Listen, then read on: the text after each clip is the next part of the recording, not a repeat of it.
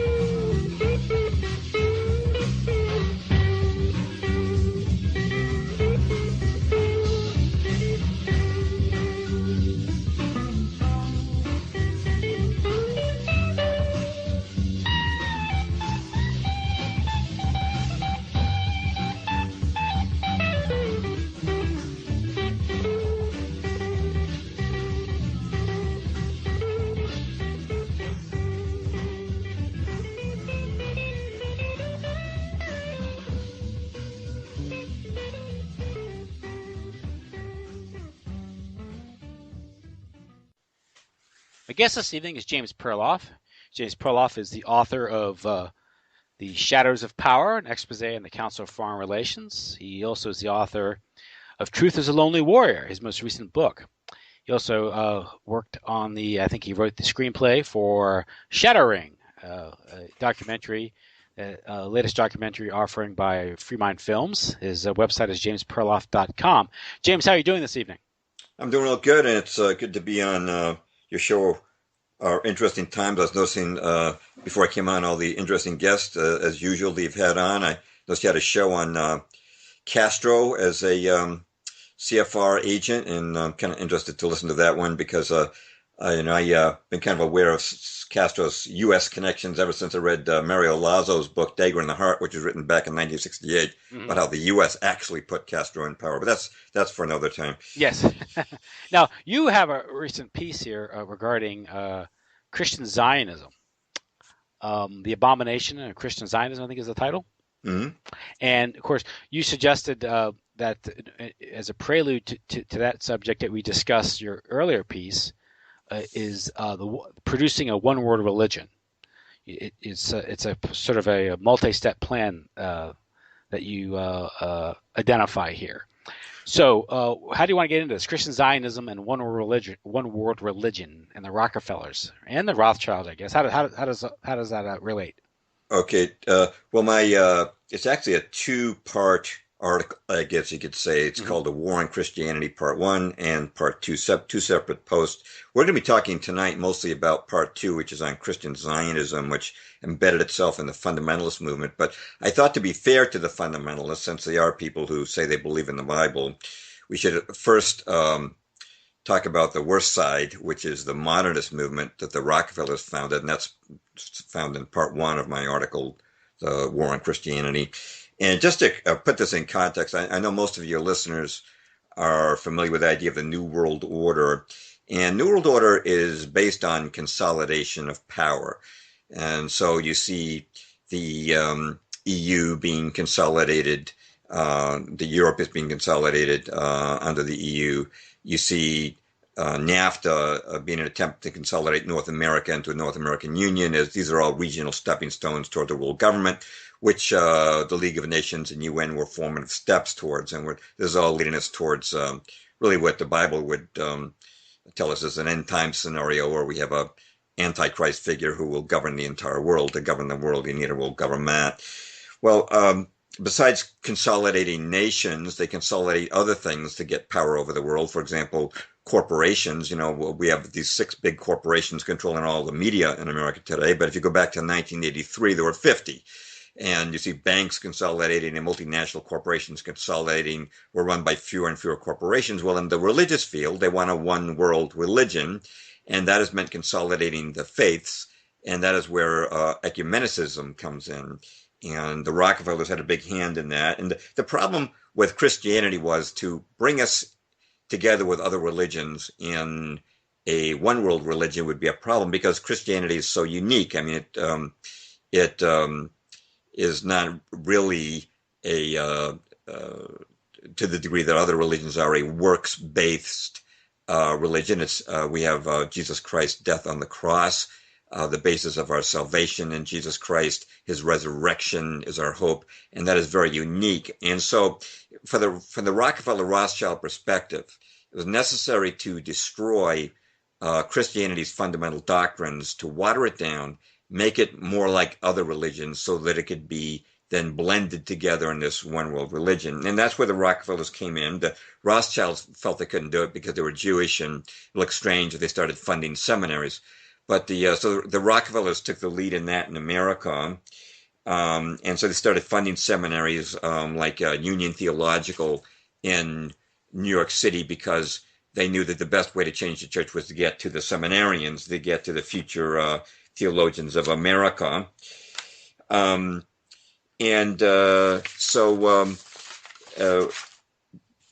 What did modernism say? Modernism said this. This is starting about the 1890s. Okay, it said that the Bible was not the Word of God. It was full of mistakes. That most of the books were not written by the purported authors. That Jesus Christ never did any miracles. There was no virgin birth. There was no resurrection. There ain't going to be no second coming. Jesus did not die on the cross in atonement for our sins, and even raised the question of whether or not even existed.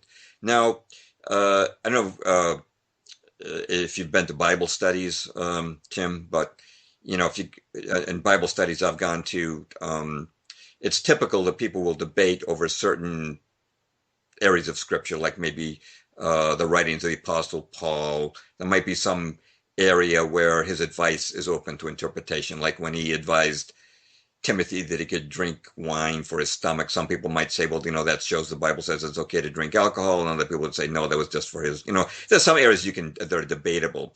But this wasn't that kind of ideological process going on. The modernists were actually denying every fundamental doctrine, the basic doctrines of Christianity. And again, it was begun by Charles Augustus Briggs, who was a graduate and professor at Union Theological Seminary. But just to show how the Rockefellers were tied to this directly. I'm sorry, this is what became known as the higher criticism? Yeah, higher criticism of the Bible. Okay. There was a landmark sermon given in 1922 at the First Presbyterian Church of New York by Harry Emerson Fosdick. And he attacked the fundamentals of the Bible. He attacked the Bible being God's word. He said there was no virgin birth. He said there was no second coming, and he denied that Christ's death on the cross was atonement for sin. And he said that people who held these views were intolerant. Well, the congregation was naturally very upset, and they held a heresy hearing, and he was expelled as pastor of that church. Well, guess what? Guess who hired him to be pastor of his church? None other than John D. Rockefeller himself at the church he built, Riverside Church in New York, at a cost of $4 million in 1920s dollars. And John D. Rockefeller paid for 130,000 copies of that sermon to be distributed to Protestant ministers.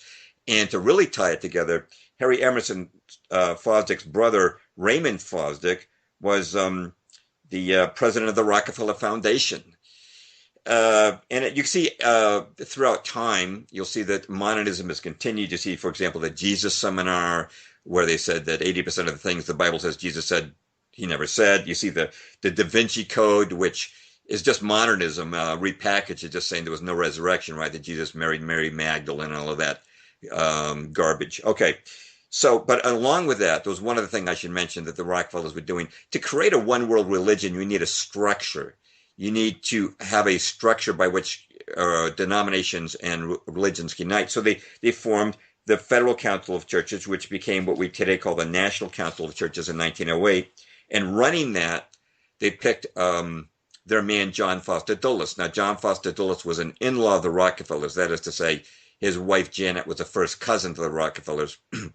And to give an idea of how much a globalist John Foster Dulles was, he was, besides being the attorney who had defended Harry Emerson Fosdick at his heresy trial, he was the legal counsel at the 1919 Paris Peace Conference, which proposed the League of Nations. He was chairman of the trustees of the Rockefeller Foundation, where Raymond Fosdick was president. He was a founding member of the Council on Foreign Relations. He contributed many articles to Foreign Affairs, but started with the very first issue of Foreign Affairs, which is the Journal of the Council on Foreign Relations, in 1922. He helped write the UN Charter. He was the chairman of the Carnegie Endowment for International Peace, where he chose as president of that body Alger Hiss, the communist spy. He became Secretary of State under Eisenhower, while his brother, Allen Dulles, was head of the CIA and president of the Council on Foreign Relations. I guess you could say it was establishment, right, Timothy?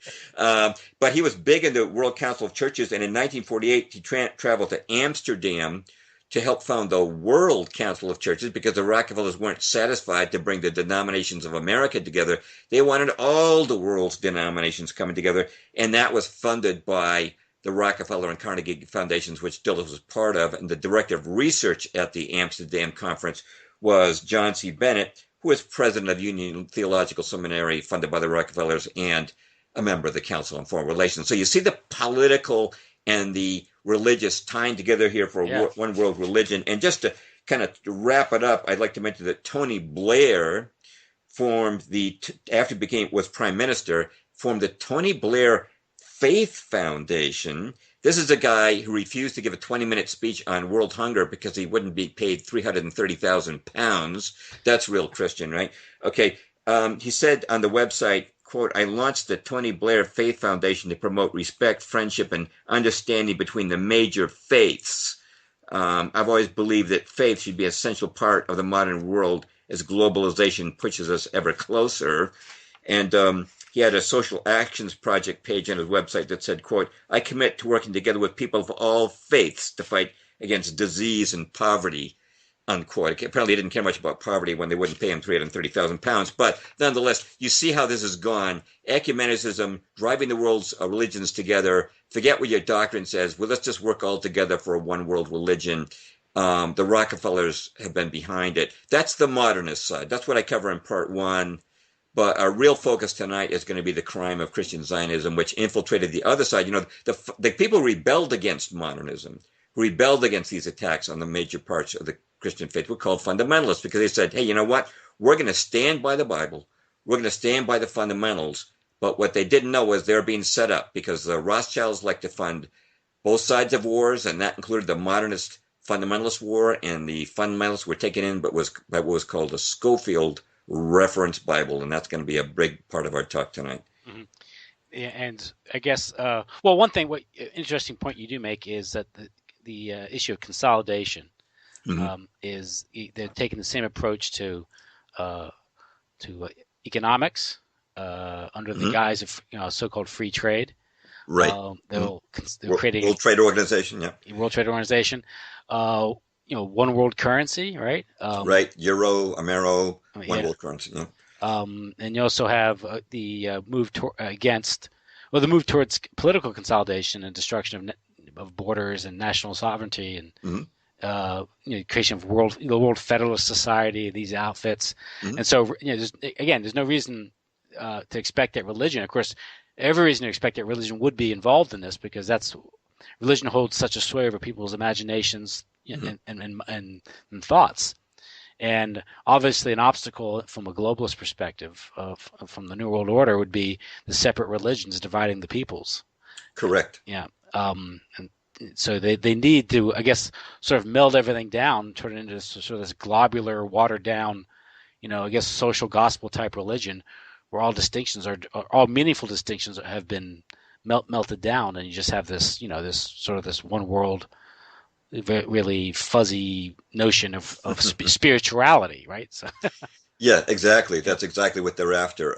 Blur those distinctions, just as you're blurring them between the national boundaries, and then you have once you consolidate, then you can have your Antichrist figure, your global dictator ruling the world. You've got to have the people united in some way for this to occur. But of course, you divide them first. You break them up first, and then once they've been divided and split and confused, then you bring them together. And in the same way that they blamed nationalism or patriotism for the world wars, right? They'll blame. This is a constant meme that's out there, or you hear people say this all the time, that religion has caused more death. People who killed for religion more than any other idea out there, and it's the religious differences that divide people. We need to do with it. If you just did away with those differences, perfect analogy. Yeah. Yeah, and so that meme is out there. Of course, what the reality is that it's the exploitation of patriotism, exploitation of nationalism, and the exploitation of religion by these higher forces, by the elite. Oh, you've nailed it. You've nailed it. And Rudolf Rummel, a professor emeritus at the University of Hawaii, pointed out that although they like to say that nationalism is causing wars and war is the most horrible thing in the world, he pointed out that in the 20th century, 6 times more people were killed by governments than were killed by wars. And so actually, you got a one world government, you better watch out. And it's the great centralizers that have had the most blood on their hands. It's yes. Stalin or Abraham Lincoln. It's the great centralizers, and it's the state itself. You mentioned Rummel and his democide, and obviously the biggest killers out there, the biggest violation of human rights have always been governments, big governments, by the way. So, and this isn't to say there aren't problems at the local level, but I'm saying the solution isn't a all-powerful centralized state, nor the solution to religious differences is the imposition or destruction of the various faiths and religions, especially if it's done through malfeasance and social engineering, and as opposed to conversion, right? I mean, obviously, everyone who practices a faith by virtue of their faith means that they believe that their faith is the one true faith. It doesn't necessarily mean that you believe in conflict and forced conversions and things like that. So, which Definitely. Is actually a violation of Christian doctrine, particularly Catholic doctrine. But okay, so. You brought up the Schofield Bible, and his role in I guess Christian Zionism and the overall Zionist project, and the Zionist project's role in the New World Order. So let's get into that. Okay, it's funny. I just did a show on this with your friend Dean Arnold as we were talking about off air, and we were given caveats at the beginning. We had all these caveats.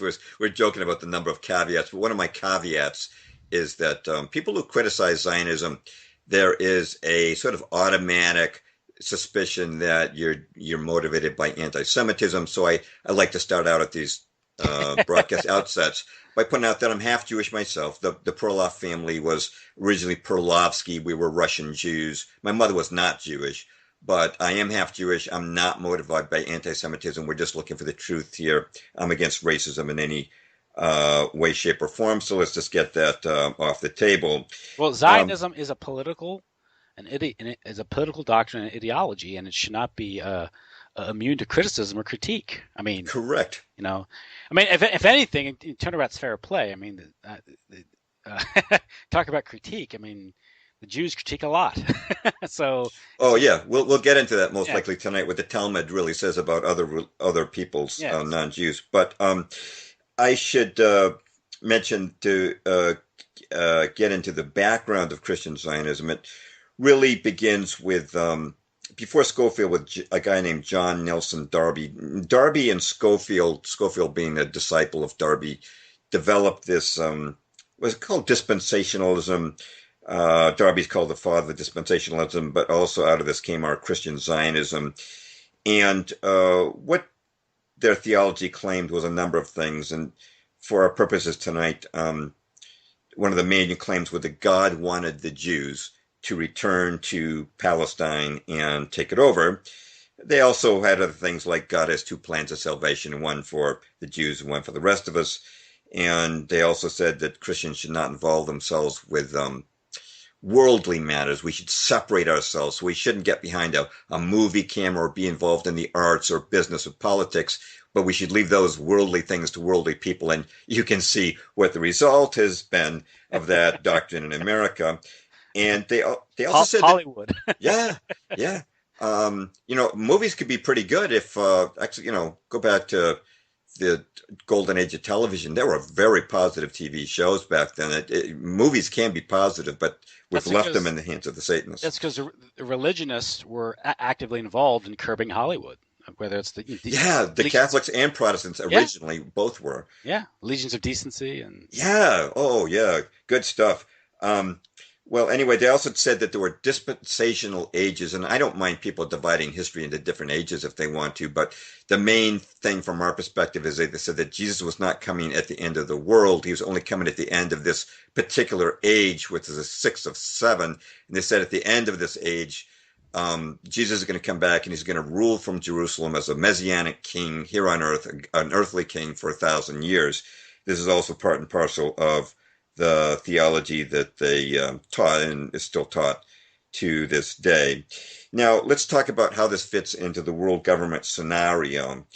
The Bible does talk about the beast governing the world, so he needs a world government. Every government's got a capital. Our capital in America is in Washington, but the capital of the world government is going to be in Jerusalem. Menachem Begin, the first prime minister of Israel, said as much, and the Rothschilds have always intended that the center of their world government, their police state, would be Jerusalem. And this is why Theodor Herzl began hosting these Zionist congresses in Switzerland in 1897. And this is why you had the Balfour Declaration of 1917, whereby the British government promised the Zionist Federation. This declaration was specifically addressed to Lord Walter Rothschild, that the British would establish a homeland for Jews in Palestine. This is the beginning of modern Israel and the modern Zionist state.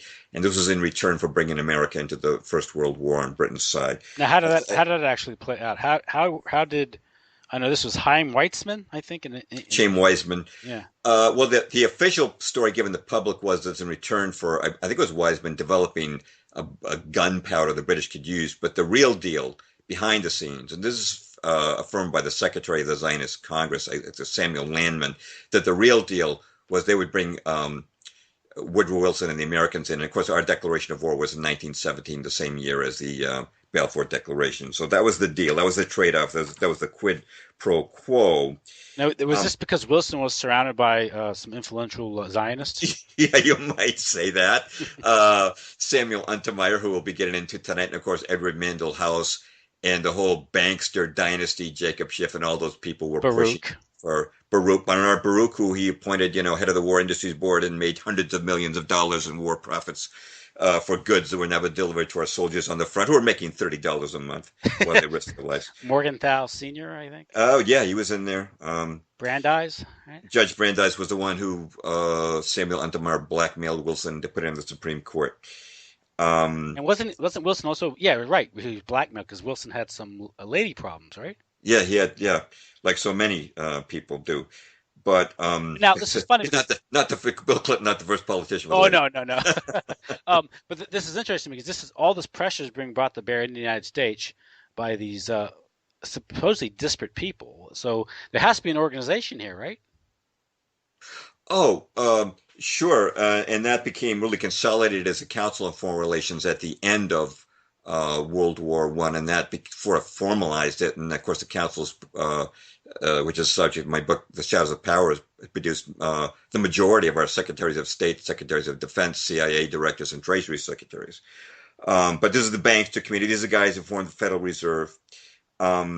And they secured all kinds of promises from Woodrow Wilson before he ran for president. And remember, the guy had no political background before he ran, except for 1 year as governor of New Jersey, was just token, so he'd have some kind of political background. That's right, and they recruited Teddy Roosevelt, right? They recruited Teddy Roosevelt to break up the Republicans in 1912, so that Wilson could get elected he got elected with only 42% of the popular vote. But anyway, to bring us back to the New World Order and this idea of Jerusalem and the Zionism and the Jews taking over, the Zionists, the Rothschilds, knew they could not do this without the consent of the Christian community. And to get the Christians to consent, that's where the Scofield Reference Bible came in. That was its purpose. Was to change Christian theology. So let me just mention. So basically, you're suggesting that the Scofield Bible, which I hear a lot about, and just till fair least, I read your article, like, oh yeah, okay, yeah, this is sort of I guess you could say, was a black op against the evangelical fundamentalist community. Yeah, that's a great way of putting it. I think I'll steal that. Okay. Okay. let's just mention Schofield's mentor, John Nelson Darby, 1800 to 1882. Schofield's 1843 to 1921. Now John Nelson Darby, first read about him in the works of John Coleman, the former CIA, MI6 officer, who's written a lot about the Committee of 300. And in his books, I learned that Darby was number one, a Satanist, number two, a Freemason, and number three, an employee of the British East India Company owned by the Rothschilds. And actually, if you want some evidence that he was a Freemason, just take a look at the fact that he calls God the architect. That's the Freemasonic designation for God. And he also wrote a Satanic Bible. And if you go to my website, jamesperloff.com, and click on the article on Christian Zionism, I hyperlink there to a major post at another website that goes through the entire Darby Bible. He translated the Bible satanically, and as an example of that, if you look at, I'll give you one verse here. This is from John 6:69. Peter said to Jesus, now this is from the King James. He said, quote, and we believe and are sure that thou art that Christ, the Son of the living God, unquote. Okay, now Darby, here's how he translated it. And we have believed and known that thou art the Holy One of God, unquote. Now, this is going to go right by the average Christian, but here's the thing. Holy One of God in the King James, that phrase is only used by demons. So what Darby was doing was taking the words of demons and putting them in the mouth of the Apostle Peter, and he did that throughout his whole Bible. But you hyperlink to the article. We're not going to dwell on it here, but he was a Satanist, okay, and he's the mentor for Cyrus Scofield. So let's move up to Scofield, okay, who wrote the Scofield Reference Bible, which birthed Christian Zionism. Now, Scofield started out as a crook. He was a politician in Kansas, which was very crooked in that era. We're talking the 1870s.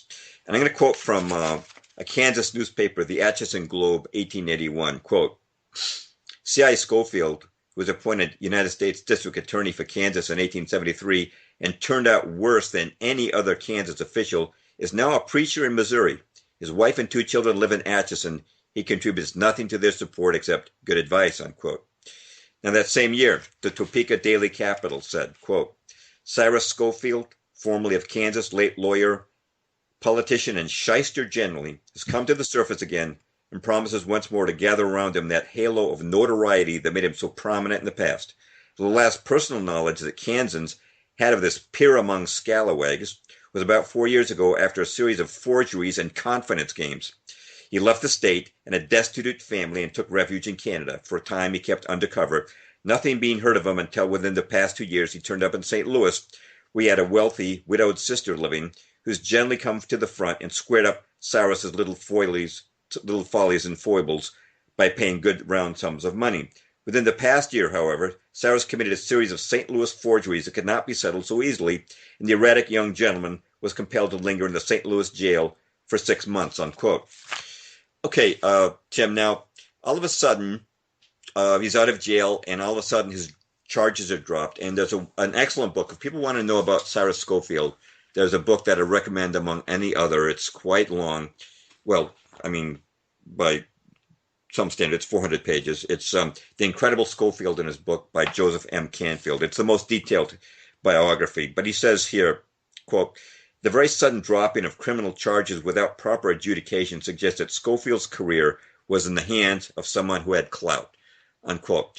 Now, allegedly, he converts to Christ in 1879 in his law office, but that's a little bit, I won't say that he didn't convert to Christ because only God knows his heart, but he should not have had a St. Louis law office because he was not a member of the Missouri Bar. He very quickly advances as a pastor. In 1881, he's already a St. Louis pastor. And then in 1882, he moves down to Dallas and becomes pastor of the First Congregational Church. Now, this is speculation, but people who've analyzed this believe he probably moved to Texas because his criminal background and his abandonment of his family was too well known in Missouri and Kansas. So he had to get out of that region where his background was known. And I should also mention that in his congregation in Dallas were some heavy-duty power brokers, such as the Dealey family. You've heard of Dealey Plaza and the Dealeys. They owned the Dallas Morning News. So, and they were connected apparently to Freemasonry. And we don't have evidence that Schofield was a Freemason, but we're going to see that hidden hands start to move him around. And you can interrupt me, by the way, anytime. At this point, well, whenever someone experiences a meteoric rise despite a questionable background, it's reason to suspicion that he's being sponsored for some reason by higher powers. That's right, and we're going to see evidence for that. I want to mention here, because I know that Schofield's defenders would say something like this at this point. Well, it doesn't matter that he had a background of forgeries and confidence games and jail time, because many sinners have turned to Christ and become born again and forgiven of their sins. And that is absolutely true. But the problem is that Schofield continues to have issues even after he became a pastor. Okay, he became a pastor in Dallas in 1882. Meanwhile, 1883, his wife divorced him for abandoning her and their two daughters, Abigail and Helene. And the court ruled that Schofield was, quote, not a fit person to have custody of the children, unquote. This is a pretty sharp indictment. In fact, here's what the Bible says, 1 Timothy 5:8, quote, but if any provide not for his own, especially for those of his own house, he is denied the faith and is worse than an infidel, unquote. Now, Schofield has abandoned his family. He marries a new wife within 6 months of this divorce. And also what you expect if somebody's converted, they're going to be truthful. Now, I'll give you a couple of examples of Schofield not being very truthful after he is a pastor. After he became famous, he wrote a biography for an entry for Who's Who in America. And here's how he described his military service, the Confederate Army. Quote, Private Company H, 7th Infantry, Tennessee, May 1861 to close of Civil War, served in Army of Northern Virginia under General Lee and awarded Cross of Honor for valor at Battle of Antietam, unquote. Okay, now here's some problems. He was in the Confederate Army in the 7th Tennessee, but he begged out in 1862. He did not serve to the end of the war. He begged out on the grounds that he was Michigan-born, and that was true. As far as serving under General Lee, as Canfield notes, this was only in the same sense that, quote, GIs in World War II were under Eisenhower. I mean, it's sort of suggesting he was close to Lee, but he's not. But here's the thing. He says he was awarded the Cross of Honor for valor at the Battle of Antietam. What's notable here is that the South did not give out medals and ribbons. You won't see them usually on pictures of old Confederates, because that was a frill the Confederacy could not afford. The South was very poor. They didn't give out medals. The Cross of Honor was actually a medal that was given by the Daughters of the Confederacy starting in the year 1900 to dishonorably discharged Confederate veterans, and that he was. But it was not a medal for valor in battle. That was not a truthful statement. I should mention he was at the Battle of Antietam, apparently because his regiment was there. And he may have fought valorously, but he's certainly stretching the truth to say he was, decorated for valor there. But here's the thing that really I consider to be discreditable. Starting in 1892, he started to refer to himself as Dr. Schofield, and in the Schofield Reference Bible, it says Reverend C.I. Schofield, D.D., Doctor of Divinity. Okay, so where does this degree come from?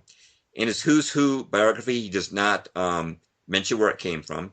And he has no educational background. He never went to seminary. He never went to university. People have suggested he could have been given an honorary one. But if that's the case, you'd think he would mention it in Who's Who, where he got it from. You would also think that with such a famous theologian, whatever a seminary or theological institute gave him this degree would come forward and proudly announced it, but nobody did. Also, dispensationalism, his views were very unorthodox in 1892, so it's very unlikely that any standardized, accredited school would have given him an honorary doctorate in that year. So there's no evidence that he actually had a doctorate. And so again, his credibility is cast in doubt. But by the way, I should mention, why did he need this doctorate? Well, to put out this Schofield Reference Bible, it had to appear that it was the work of a scholar. But he was uneducated, and he had no formal education in Greek, Aramaic, or Hebrew, the ancient languages that the scriptures were written in. But they had to make it look that way. They had to make it look like this was the work of a scholar. So is he a straw man, like a put up for it, a name? And do you think other people actually produce the actual text? I think that as a pastor, he obviously preached sermons, and he actually preached for the same pulpit in St. Louis where Darby had spoken. And I'm sure he had some schooling. No doubt he had some schooling in theology. No doubt about it. He would have borrowed from Darby. Mm-hmm. But I do believe that, and we're going to see he produced his Bible so fast that he must have had some help. But we're about to transition to that. Let's mention his connections now. 1901, he moves up to, he moved to New England a little prior to this, 1896. But in 1901, he became a member of the Lotos Club. This is particularly suspect because the Lotos Club was a hangout. It was an exclusive club for the financial elite and the literary elite. Now, the members included people like Mark Twain, Arthur Hayes Sulzberger, who owned the New York Times, Margaret Mead, the advocate of sexual liberation, Andrew Carnegie, who was an atheist, as well as being, a multimillionaire and head of the started the Carnegie Foundation. This is the last place you would ever find a fundamentalist preacher. This is the type of place they would laugh at a fundamentalist preacher, and the membership dues were equal to 1/5 of his salary as a preacher. Yet he was a member till his death in 1921. So for 20 years, he was a member. And you have to start to wonder. And it turns out that his membership in the club was approved by the head of the literary committee, who was Samuel Untermeyer, who we already mentioned once tonight. Now, Untermeyer it's probably reasonable to say, the #1 Zionist in America in the 20th century. So let's just back that up. He was the president of Keren Hayesod, which was the chief fundraiser for Zionism in Israel. He played a big role in drafting the Federal Reserve Act. He was an attorney. We already mentioned he blackmailed Woodrow Wilson to accept Louis Brandeis into the Supreme Court. And he also was the prime mover of the Jewish declaration of war on Germany in 1933. When I say declaration of war, I'm talking about an economic boycott which kind of provoked the tensions between the Germans and the Jews in Germany. So he is America's top Zionist. And is it a coincidence that America's top Zionist would approve into the Lotos Club the membership of the man who then gave us the Bible that birthed Christian Zionism? I do not believe that is a coincidence, Tim. Yeah, I understand why. It's coincidences don't just happen. So, Untermeyer Park, right? That's the New York City. It's named after him, right? Which park? Untermeyer Park. Isn't there a park named after him? I wasn't aware of that, but I would expect that when you have great wealth, it's usual to see things, your name memorialized. That's also the site where, according to Maury Terry's The Ultimate Evil, where the satanic group that was linked to the Son of Sam killings carried out some of their animal sacrifices, dog killings, were in Untermeyer Park, if my memory serves me correct. I might be wrong, but I always thought that was an interesting connection. They served Untermeyer Park. Huh. Well, if we still had Dave McGowan around, he could probably tell us something about that. Yeah, some connection there. In any event, according to David Icke, I tend to believe this is true. Untermeyer introduced Scofield to Zionist bankers, including Jacob Schiff and Bernard Baruch. I tend to believe it because they were friends or friendly with Untermeyer, and all of a sudden Scofield was able to had the money for international trips, which that was very expensive back then, to take ocean voyages. Yeah. And all of a sudden he's got all this money and all this time on his hands to write this Bible. And he goes to England in 1904, and according to his official biography, which is written by Charles Trumbull, he went to England in 1904 with his wife Hetty, and he ran into a fellow named Robert Scott.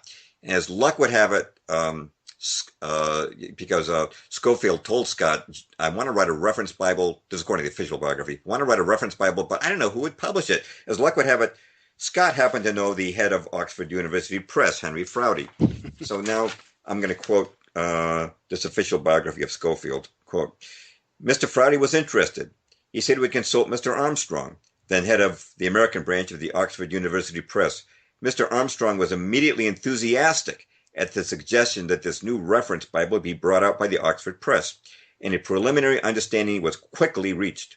Mr. Froude assured Dr. Schofield that if he finally decided to place the Bible with them, they could readily arrange a proper contract for the publication in the interest of each party, and so the publishing question was settled, unquote. Now, Tim, this is ridiculous. It's as ridiculous as his admission to the Lotos Club. Oxford University Press, no major press, agrees to publish something sight unseen unless the author is a proven winner. You know, if you're Stephen King and you go to a major publishing house, sure, they will agree to publish your book because they know you're a million seller, you're money in the bank. But Schofield had never written a book before. With one exception, he'd written something called Rightly Dividing the Word of Truth, but that was actually self-described as a pamphlet. He was not a best-selling author. They had not seen the manuscript. Nobody makes this kind of assurance of publication unless there's an arrangement in it. Some of the biographers point out that Oxford University Press was owned by Zionist Jews. They were not a Bible publisher. That was not their thing. They published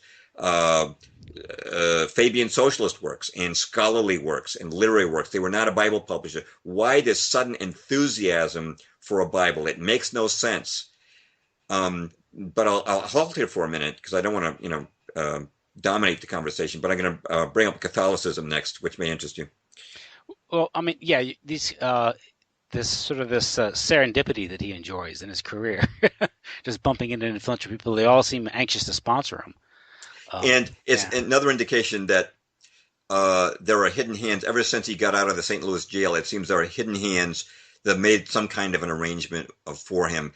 Nobody gets, I guess. Did they like identify some sort of talent in him to evangelize, to promote, kind of a salesman, showman? I don't think he particularly possessed that. I mean, he was known as a pastor. Yeah. And every pastor has to have a certain amount of rapport in order to relate to a congregation. But he was not somebody he attended Dwight L. Moody's evangelical crusades, but I don't recall that he was a tent crusader or something like that, that he would attract the attention of or approval of a publishing house. But let's mention where the Catholics come in.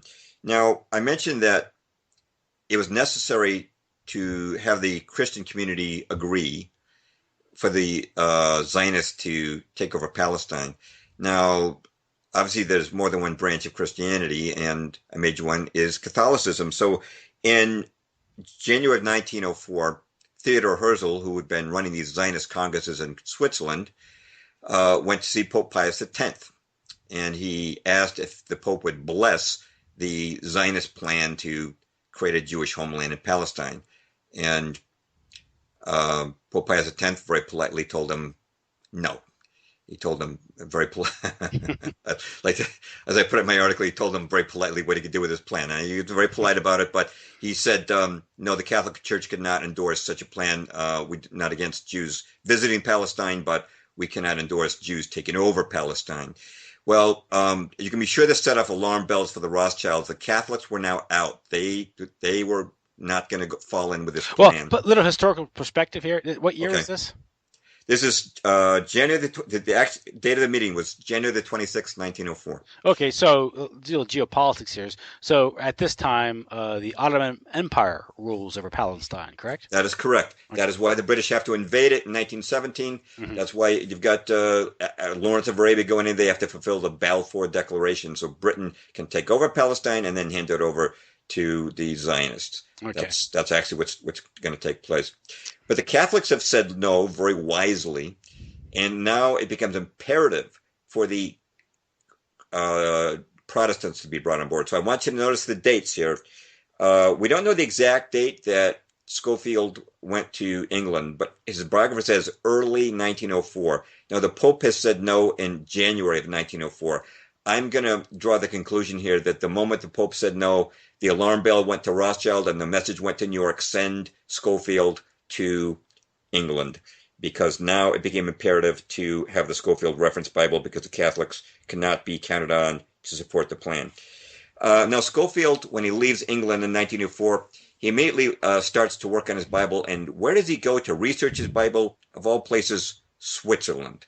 And according to his official biographer, Trumbull, he did 9 months of quote-unquote solid work there.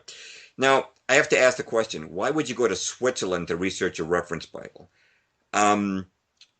The only reason that one could perhaps come up with would be that John Calvin had been in Switzerland and he had a library there. But to my knowledge, Schofield was not versed in foreign languages. I think the number one language they used in Switzerland is German. I don't think he would have known German. I don't know what language Calvin spoke. But in any event, it's not a place you would expect him to go to research a reference Bible. However, it was where the Zionist congresses were being held. I should mention, though, that he apparently did not actually meet Herzl face-to-face. Herzl died in July of 1904, which is shortly before Schofield would have arrived in Switzerland. Nonetheless, I'm sure there were many other Zionists still hanging about from the congresses. Also, Switzerland is considered the center of Freemasonry, and of course, it's the big center of banking, where all those Swiss bank accounts have their homes. So Freemasonry and banking, huh? Yeah, I just mentioned some other possible explanations. So 1905, he heads back to America. Then 1906, he's back to New York and apparently Switzerland, according to some sources. 1907, he signs the final publishing contract. And in 1909, the very first edition of the Schofield Reference Bible comes out. So as we were saying before, Tim, he produces his Bible awfully quickly. For most people, they need to spend a lifetime on this. For him, it's taken less than 5 years. It would appear that he did have other people helping dictate the notes, but I don't doubt that some of it he wrote himself and borrowing, again, from people like Darby. I want to talk a little bit about the strategy behind this Bible. They used the King James Version, but actually, Schofield's favorite version was not the Schofield. He preferred the modern version we call the West Horcott, which is a very watered-down version. For people who are really trying to trade on the Protestant side, who try to stay true to the scriptures, they do not care for the West Horcott. I'm sorry, it's a Westcott. Let me get my names straight here. Version. The reason they decided to use the King James because that's what fundamentalists used. Okay, so that's why. But if you look at the Schofield Reference Bible, every time it disagrees with the modernized version, Schofield had a note saying the modernized version was more correct. Another strategy, which was very important at getting this Bible to influence people, Schofield put his reference notes right on the pages of the Bible. Now, this was a new thing. Normally, people who wrote Bible commentaries would write a separate commentary, separate from the Bible itself. Schofield put his notes right on the Bible. Pretty cheeky. Because what happened is it starts to give his notes an authority rivaling that of the Bible itself. And if people were trying to remember a Bible verse, and they often do, they would tend to remember his notes along with the Bible verse. In fact, perhaps for some people, they would even remember his note instead of the Bible verse. So that was another strategy they used. Another strategy was that they produced it beautifully. I mean, it was a beautiful Bible, beautifully typeset, cloth and leather editions. And Oxford University Press, the reason they wanted Oxford University Press to bring this out was because they had offices on both sides of the Atlantic, and they could hypermarket it, hyperproduce it. And actually, you know what? You can't find the 1909 edition today unless you want to pay a lot of money. It's very rare. The big edition was the 1917 edition. The revised 1917 version is what people read today. It was what sold millions of copies. And I want to draw our connections again here. 1917 is the big year of publication. 1917 is the year of the Balfour Declaration. So now in the minds of your Protestant Christian, what's happening? Schofield is saying God has ordained that the Jews must return to Palestine. Oh, well, England has just promised the Jews they'll have a homeland in Palestine the very same year. To the unsuspecting Christian, it would appear that Schofield's Bible was showing things prophetically happen right before their eyes. And God's will is being played out. Yes, God's will is happening, and Schofield's Bible is on the money because it shows the events that are happening in the world are actually being are taking place as we see. But behind the scenes, the Zionists are making sure that the Bible is published and disseminated and promoted, and they're also working behind the scenes to secure, Britain's recognition, support for the Jewish homeland in Palestine. At the same time, they're also working successfully to bring America into the war. That's right. All these things are happening simultaneously. It's a clever plan. It's not a miracle. No, it's not a miracle. It is actually satanic. Yeah. But it is designed to trick Christians into thinking that it's miraculous and it's God's hand moving these events. And of course, some people would say, well, God's hand is even moving as evil takes place. But the point being that this is not the will of God being fulfilled. This is a satanic endeavor. Let's talk a little bit how Scofield changed the Bible, not actually changing the words, but its interpretation in order to accommodate Zionism. And to me, Tim, it's almost as if the Rothschilds sat down with Scofield and said in Switzerland, this is what we want you to have the Bible say. Okay, so we go back to the book of Genesis. I hope we won't be boring our secular listeners, but it is important because without this, there wouldn't have been a 9/11. Okay. All right. Just if we connect the dots. Okay. In Genesis 12, God had made a promise to Abram, who became known as Abraham, and he was the ancestor of the Arabs as well as the Hebrews. And here's what it says in the Bible, Genesis 12, 1-3. It says, now the Lord had said unto Abram, get thee out of thy country and from thy kindred and from thy father's house unto a land I will show thee. And I will make of thee a great nation, and I will bless thee, and make thy name great. And thou shalt be a blessing, and I will bless them that bless thee, and curse them that curse thee. Okay, so here's what Scofield did. Now the thee is singular here. He's saying, I will bless them that bless thee, and curse them that curse thee. It's singular. It means Abraham, okay? But Scofield made thee plural and applied it to the modern Jew. Here's what he wrote in the Scofield Reference Bible, quote, and curse him that curseth thee, wonderfully fulfilled in the history of the dispersion. It has invariably fared ill with the people who have persecuted the Jew, well with those who have protected him. The future will still more remarkably prove this principle, unquote. As I'm reading this, Tim, I'm thinking the future will prove this more. How do you know the future is going to prove this? Unless the Zionists are telling you what to write here, how do you know that what's about to happen? Okay. Now, I should mention that Scofield did not copyright the Bible. It was copyrighted by Oxford University Press, and that gave them the license to change it whenever they wanted. So they came out with a revised edition in 1967, which just happens to be the year of the Six-Day War when the Zionists seized East Jerusalem. Okay, now they started adding things to Scofield's word. They added this phrase, quote, for a nation to commit the sin of anti-Semitism brings inevitable judgment, unquote. Benjamin Netanyahu couldn't have said it better.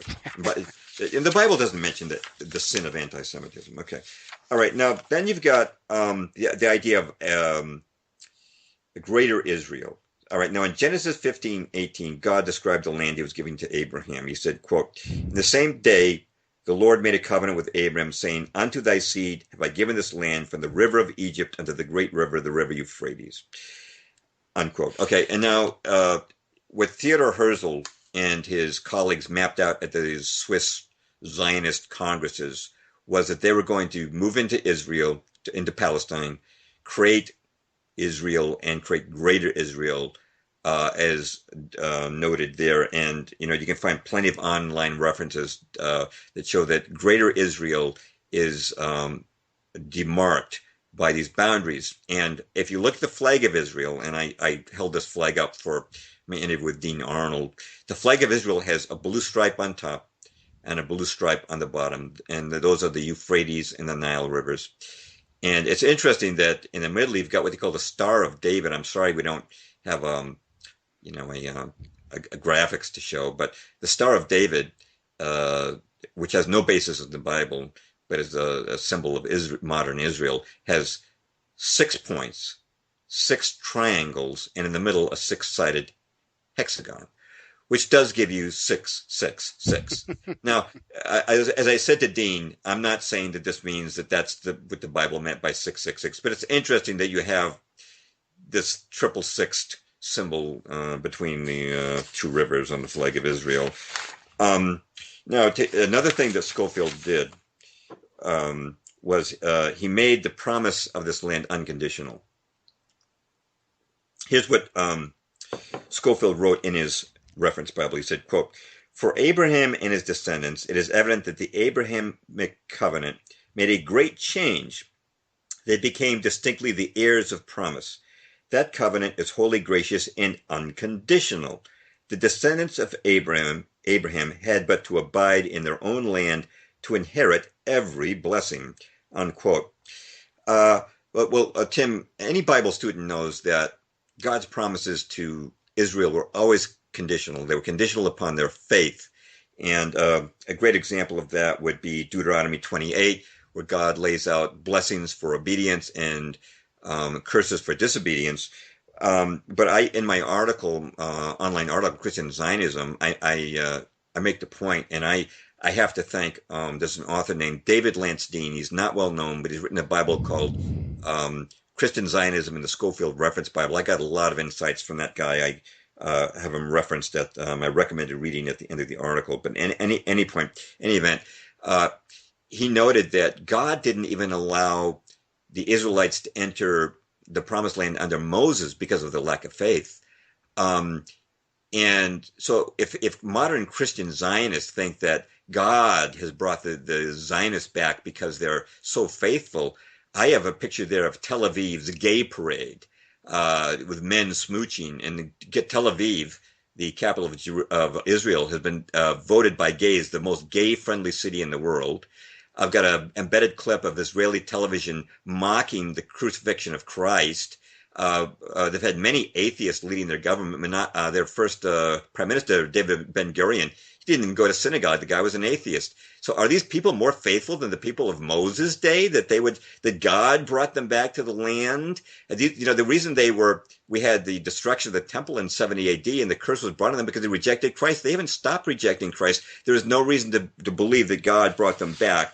But that is what the Christian Zionists. What are all the Jewish gangsters that played a big part in the foundation of Israel, with the illegal arms shipments and gun running and espionage? With Meyer Lansky and. Oh, well, I have to tell you that I know for a fact there are no Jewish gangsters. They're all Italian. I know that because I grew up watching The Untouchables. Elliot Ness, I know from watching that show that there are no Jewish gangsters. They're all Italian. Al Capone, Frank Nitti. All the gangsters in America have always been Italian. A few Irish. Hollywood told me that, and so I know that that's true. And again, to get by the way, just to give you an idea of what John the Baptist thought of the unconditional heritage, here's what he said to the Pharisees in Matthew 3:9. He said, quote, "And do not think you can say to yourselves, we have Abraham as our father. I tell you that out of these stones, God can raise up children for Abraham." Okay, that's what the Bible's actually saying. But Schofield... Well, there was the ethnic pride that played a big part in the persecution of Jesus Christ, I guess, because Jesus came to redeem all mankind, and when he... Yes. The Sanhedrin did not like that. No, they wanted it to be for them only. Yeah. Schofield, another trick that he played is he wanted to make it appear that the Bible prophesied this return of the Jews in order to validate the Balfour Declaration and the coming state of Israel. And so here's what he said in the Schofield Reference Bible. He said, quote, "The gift of the land is modified by prophecies of 3 dispossessions and restorations. 2 dispossessions and restorations have been accomplished. Israel is now in the 3rd dispersion, from which she will be restored to at the return of the Lord," unquote. Now, of course, he was envisioning that Jesus Christ was going to come back, but he's saying there's going to be a 3rd restoration. Now, in point of fact, if you look, there were 2 restorations. There was they came back under Moses after wandering in the wilderness. That was the first restoration, and the second restoration was under Nehemiah and Ezra. They came back from captivity and they rebuilt the city. Now, those are the restorations the Bible talks about. There is no prophecy of a 3rd restoration. But what Schofield did, he would go back to like the book of Isaiah, and where Isaiah was prophesying the return under Nehemiah, he would apply that to modern times. And if people weren't, up on their Bible, they would think that he was right. And again, you've got millions of copies of this book being distributed. Dean Arnold was telling me that he said that it used to be that in every small Bible church, country church, you'd find a copy of the Scofield Reference Bible in the pews. And he was asking me, did they underwrite the cost of this thing and make it cheap so people could have it? I don't know the answer to that. I'm sure I could find it out. But they made sure that millions of copies of this Bible were distributed. So people who were just looking for a Bible, unwittingly, they would get a Scofield Reference Bible and they would be indoctrinated in this Zionist agenda. And then this, of course, the idea was to get Christians to support this return of the Jews to Palestine. Mm-hmm. And I'm going to give you one more aspect of this. One of the aspects of dispensationalism, one of its teachings is that if a prophecy was not fulfilled in the Bible, then it awaits future fulfillment, and that's not unreasonable. But Scofield really pulled a fast one, and he, in regard to the book of Joshua. In the book of Joshua, the Israelites had come up to after the wander in the wilderness and had taken the land of Canaan, and they'd driven out the Canaanites or killed them. And here's what Scofield wrote about that. He said, quote, "It is important to see that the nation has never as yet taken the land under the unconditional Abrahamic covenant, nor has it ever possessed the whole land," unquote. So what he's saying is, they failed under Joshua. They didn't kill everybody. They didn't get every piece of land. And so therefore, the book of Joshua is still an active prophecy, and the Jews must return, and under the terms of under the commandment of the book of Joshua, they must return and drive out who's ever there, to get the land back. Now here's the thing. The book of Joshua says that the promise was fulfilled. And again, I owe David Lance Dean to make the credit for making these observations. But here's what it says in Joshua 21, 43 to 45. It says, quote, "So the Lord gave Israel all the land he had sworn to give their ancestors, and they took possession of it and settled there. Not one of the Lord's good promises to Israel failed. Every one was fulfilled." Okay. And again, if you're talking about greater Israel, the land from the Nile to the Euphrates, here's what it says in Kings 4:21 about the reign of Solomon. It says, quote, "And Solomon ruled over all the kingdoms from the Euphrates River to the land of the Philistines as far as the border of Egypt. These countries brought tribute and were Solomon's subjects all his life," unquote. So they did rule from the Euphrates to the Nile, and God did say he fulfilled the promise that he gave to the Israelites in the book of Joshua. So these things don't await future fulfillment, and the Zionists did not have to come back under some sort of fulfillment of prophecy to retake the land of Zion. Now, here, what you have here with the Scofield Reference Bible is an attempt to, I guess, add theological weight to the, I guess you could say, to the carnal or earthly ambitions of the Zionists. Meaning, basically, what they're saying is this is God's will, and they cannot do this overtly because they represent a small population on the earth.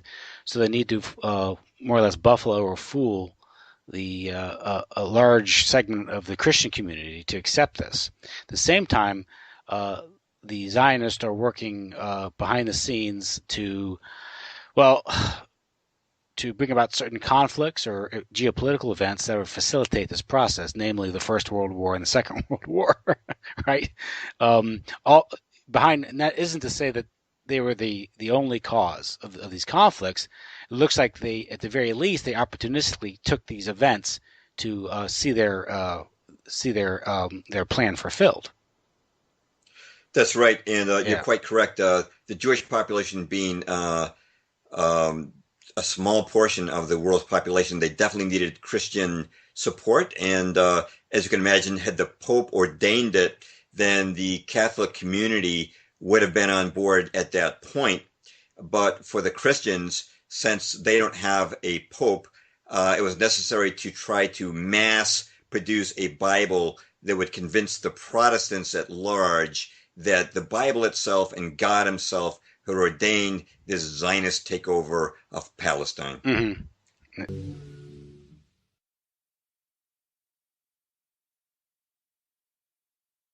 Yeah. Okay, we're back. Go ahead. Yeah, we took a little break there. I was getting a little tired and hoarse there, but took a little 5-minute break, and hopefully I'll be good to go for the rest of the show. I wanted to talk next about the legacy of Schofield and the damage that's been done. One, of course, has been the ethnic cleansing of Palestine. You had the Nakba of 1948, where the Zionists just drove out 750,000 Palestinians. And I want to quote here. It's from a website called If Americans Knew. Zionist forces, quote, Zionist forces committed 33 massacres and destroyed 531 Palestinian towns. Arthur Norman Finkelstein, himself Jewish, states, according to the former director of the Israeli Army Archives, in almost every village occupied by us during the war, acts were committed which are defined as war crimes, such as murders, massacres, and rapes. Yuri Milstein, the authoritative Israeli military historian of the 1948 war, goes one step further, maintaining that every skirmish ended in a massacre of Arabs, unquote. Now, I saw the movie Exodus. I did not see that occur during that movie Exodus. Yeah, it's well, apparently it didn't occur then, because Hollywood always gets it right. Plus, Paul Newman is the most typical Jewish person I've ever met in my life, by the way. Let's see. You had, of course, you've seen the maps, the famous maps of the Palestinian loss of land, all illegal. Oh, you know what? I wanted to mention one more thing about Joshua before I forget it. Mm-hmm. It's true that God commanded Joshua and the Hebrews of that day to take out the Canaanite tribes, but there was a reason for that is often missed by people. And I've got an article on my website called Making Sense of the Supernatural that goes into this. But the Canaanites, you recall, were giants. That's why they didn't want to go in. They were afraid because they were giants. They were transhumanized. And if you really study your Genesis, and if you're willing to go a little outside to the book of Enoch, you will find that giants were the result of union between angels and humans. They were satanic beings. We won't go into all of that today because it's a total side subject. But wasn't Goliath a Canaanite? He was a Canaanite. He was a giant. Yeah. And there's been evidence all around the world that's been suppressed of skeletal evidence of the remains of these giants. But you might recall that God wiped out the earth with a flood just because of they were experimenting with species, and the union between angels and man had created this race of giants. The world was becoming it was being geoengineered, as we're starting to do today. Nothing changes under the sun. Yeah, the Canaanites were giants. They were Satanists. They threw their children into the fire and sacrificed to Satan, and God wanted them taken out. They are not the same as the Palestinians, and this is where modern Christian Zionists get confused about the Book of Joshua and think that it applies to today. That 40% of the people who were driven out by the Zionists in 1948 were actually professing Christians, and there are many among the Palestinians today. They are not giants, they are not transhumanized, and they're not worshippers of Satan. Please, let's get past the book of Joshua. We are not under it. But one of the legacies has been the butchering of the Palestinians who have live without rights in Palestine today, have had their property and their lives taken away. Another legacy of the Schofield Reference Bible, we mentioned 9/11, has been false flag terrorism. I mean, you go back to the King David Hotel bombing of 1946, the 1954 Lavon affair, where the Israelites of today plan to blow up American facilities in Egypt and blame it on the Egyptians. You've got the 1967 attack on the USS Liberty, where they killed and wounded about 200 Americans, intending to sink the ship and blame it on the Egyptians during the Six-Day War. You've got the 1986 bombing of Libya, which was a Mossad trick. That is all described by former Mossad officer Victor Ostrovsky in his book, By Way of Deception. It was not the Libyans that blew up the discotheque that caused Reagan to bomb Libya. And of course, you bring it right up to 9/11 and all the many connections there, from the dancing Israelis to Larry Silverstein to to Daniel Lewin, the Israeli commando on Flight 11, to Dov Zakheim and Richard Pearl and Paul Wolfowitz and all the rest. So that's part of the legacy of the Scofield Reference Bible. And another one, and I don't know. You mentioned Ostrowski. He also claims that Carlos the Jackal was a Mossad asset. That's interesting. According to Dr. John Coleman, that movie, The Jackal, they made in 1973 about the attempt to assassinate de Gaulle. Yeah. They say that in reality, it was not. The movie makes it out to the OSS, the French nationalist organization, trying to do that. They say that the Jackal was really sent in to take out de Gaulle because de Gaulle was trying to pull out of NATO. Because that's it's sort of like it was a Gladio operation. Yeah, that type of thing, and apparently de Gaulle had a strong enough intelligence service; they were able to ferret the guy out. But and that story's not fresh in my mind. So also, according to the guy who wrote Prophets of War, what was his name? The book is over there. Well, he claims that the Kililaro affair was a Mossad operation too. Remind me of what that is. Is that a ship? Remind me what that was. Like Klinghoffer, the old Jewish guy, was thrown off the side of the Kililaro. Oh, okay. Okay, now I remember. Yeah. And what happened was that he claims that Barry Menashe is his name, and he was involved in Iran-Contra and all that stuff, gun running. He was an arms intelligence op and an arbitrator. Now, it's just what he says, and he has his word, and these are spies, so take it for what they're worth. But he claims that was it Abu Nadal's group that did that? They were hired by these Mossad agents posing as some dons, some Sicilian dons who passed money on them and told them to do something awful. Pretty much, and the idea, of course, you could see how it worked out because it was horrible press for the Palestinians and great press for Israel. And of course, the collateral damage was David Klinghoffer, who was murdered. I get the impression, Tim, that the Mossad must have some secret museum where they have they celebrate and all these things and have reproductions of them that people can view and take pride in. I don't know that. I'm just making that up. I don't know that, but every time I look, it seems that they've been behind another operation that I didn't know they were about. That's the first time I heard. Yeah, they were behind. According to those authors, Ostrowski and also Ben Menashe, who wrote Prophets of War. That it's in there. He said, yeah, it was and if you look at it from an intelligence angle, yeah, it makes a whole lot of sense. It did help the Israelis. It's great, doesn't it? For the Israelis. We've got a long-standing principle of justice, which is presumed innocent until proven guilty. It's almost to the point you could reverse it for the Mossad, but no, they still deserve. They still deserve. By way of deception, right?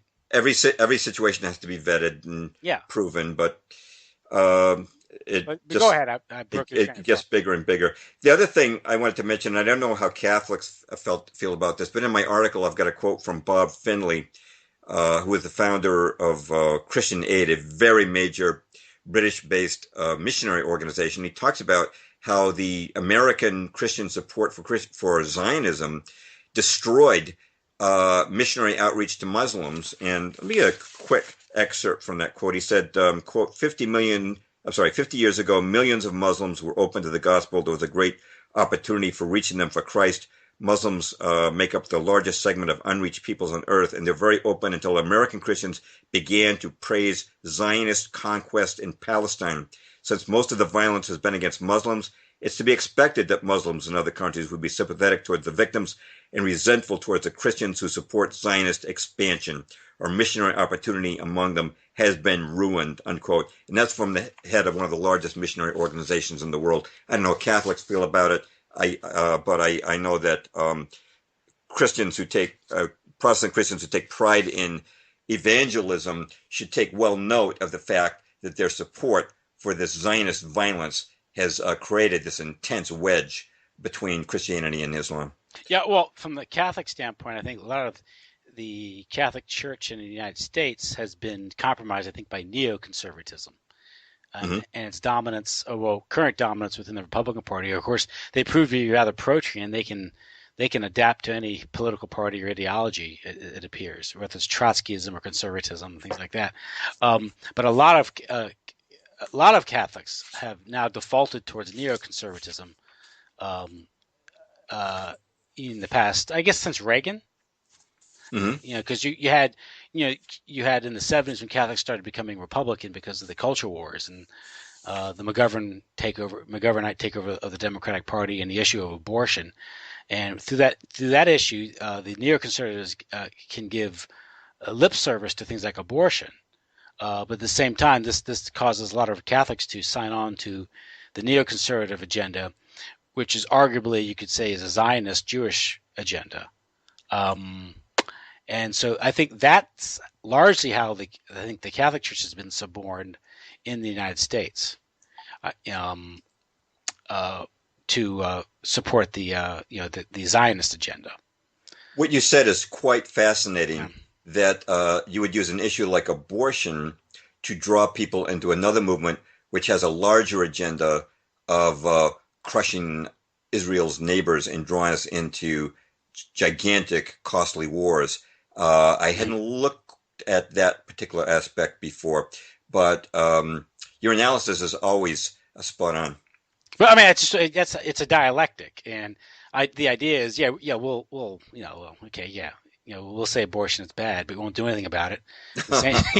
Right? It's still there. That's the history of the Republican Party, right? That's I think that you're really nailing it. And also the idea that an issue like that can be solved politically when ultimately how abortion became legal in the country was ultimately because the culture was lost. And that was done indirectly through entertainment, you could say the Jewish takeover of entertainment and culture in the United States. That had to precede, the cultural revolution had to precede the political revolution. And once the culture had been changed, then they could work through the courts. I mean, a good example, and now we're going off on abortion, but abortion laws in the United States weren't passed legislatively, nor were they a result of popular sovereignty. They were judicial decrees, like Roe v. Wade. Well, you know about all those penumbras that are coming out of the Constitution. Yeah, penumbras and emanations.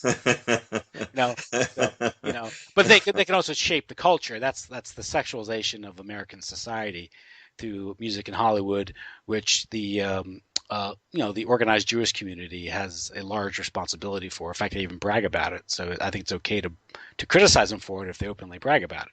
You can't, right.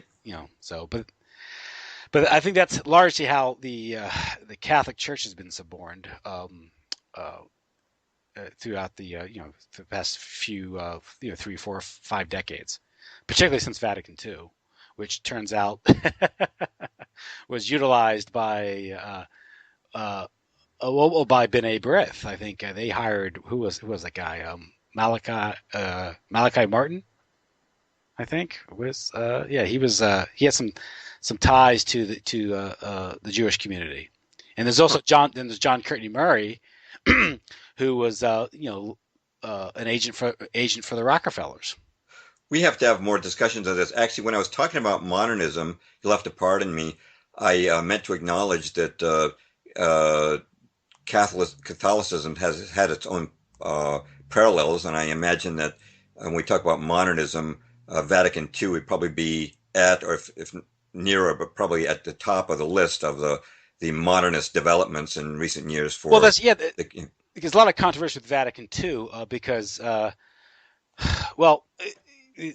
controversy within the Catholic Church of Vatican II is why the document is sound, how it was interpreted was the problem, and it was the Rockefellers through John Courtney Murray who controlled how it was interpreted. So the effect was just the same. Huh. Well, I should have consulted you before I wrote my part 1 on the war on Christianity, but there's always room for more parts. Oh yeah. Well, it's multi-layered, and it really is. And with the Catholic Church, you had the issue of Americanism, which the idea was the American establishment, particularly the CIA. Of course, this involves Council of Foreign Relations, the Rockefellers. Henry Luce Empire, which goes back to Skull and Bones, how they were. There's a book by David Wemhoff about the John Courtney Murray and the Catholic Church. It's like a 1,000-page book about this. Hmm. And he wrote a long article for Culture Wars about it too, how the church was targeted because the church was so, well, it has a global presence. Right. And this is a part of the Cold War project. And the Catholic Church was more or less chased into the arms of the CIA because of the Cold War. And so the Catholic Church making a lot of bad, you could say, political decisions throughout the Cold War and letting itself be corrupted during the Cold War by the CIA, which you could argue is an agent for, the Rockefeller Rothschilds. So it all goes back to the original article that you're writing about modernism. This is all related. Absolutely. I find that your two pieces so fascinating because it complements these other articles and books I've read about this. Yes, we're fleshing in a very large picture, and we don't have all the pieces of the puzzle, but we've got a pretty fair number of them at this point, at least to start making sense of it. Mm-hmm. So, and I certainly think, by the way, that the Cultural Revolution of the '60s, that the Vietnam War was deliberately dragged out to bring about the Roe v. Wade era and all that went on. A lot of my fellow truthers don't understand that. They think that the revolution of the '60s was just like the truth movement of today. But I tell you, I was a hippie back then. I never once heard anybody call us a truth movement. It was about drugs, sex, and rock and roll for most of them. Well, that's how you debase and degrade the culture. And you do it through trauma. At least one way you do it through trauma. And of course, the war did that, divided the generations, and it creates the trauma. It also it became a facility for introducing drugs into the country, particularly heroin streaming in from Southeast Asia, which these wars all tend to do. Just like World War II did that too with the French Connection. We should. I just I learned from somebody from you almost every sentence you speak. We should probably do a show on Vietnam, but we should continue on with Christian Zionism so we don't drag our audience on too long. I wanted to mention that one reason why, a couple of reasons why Christians buy into this stuff. One is the myth of the Jews being the chosen people, but they often overlook this verse, Galatians 3:28-29. Quote, "There is neither Jew nor Greek, there is neither bond nor free, there is neither male nor female, for you are all one in Christ Jesus. And if you belong to Christ, then you are Abraham's seed and heirs according to the promise." This is the issue of supersessionism? Yes, if it means superseding the Jews. But the new covenant supersedes the old covenant. Yes, exactly. Many Christian Zionists seem to forget that. But there's another aspect of this when we're talking about Abraham's seed, besides the fact that the church, through faith, became Abraham's seed, is that a lot of people are not aware that there's plenty of evidence that the current people occupying Palestine in the name of Jewry are not actually seeds of Abraham. I mean, just genetically speaking. But I know you know this. You've probably seen it a gazillion times. But they may be Khazarians. And, of course, Arthur Kessler, the Pulitzer Prize-winning Jewish writer, wrote a book back in 1976 called The 13th Tribe. And he gave a great deal of historical evidence that the modern Ashkenazi Jew, and Ashkenazis are the major strain of Jews today, are actually descended from Khazaria and not from Abraham. The kingdom of Khazaria converted to Judaism as a state religion in, I believe it was the 8th century. And that's documented even on Wikipedia. And there's also DNA evidence, and that's discussed by Tex Mars in his book, DNA Evidence in the Jewish Bloodline. And in my book, Truth is the Lonely Warrior, I do quote the New York Times, where they substantiate DNA evidence linking modern Jews, at least some of them, to Khazaria rather than ancient Palestine. So what the meaning of that is that even if the Schofield was right about Abraham's seed having some sort of unconditional claim on this land, if they're not Abraham's seed genetically, then they still don't have it. But another thing too has been within Christians, I often hear the phrase Judeo-Christianity, and there is this idea amongst Christians that we live in Judeo-Christian harmony with the rabbis and the Jewish people. And I have to say that this is one of our caveats. that I didn't give at the beginning. We are not criticizing all Jews. My father was Jewish. He was completely Americanized.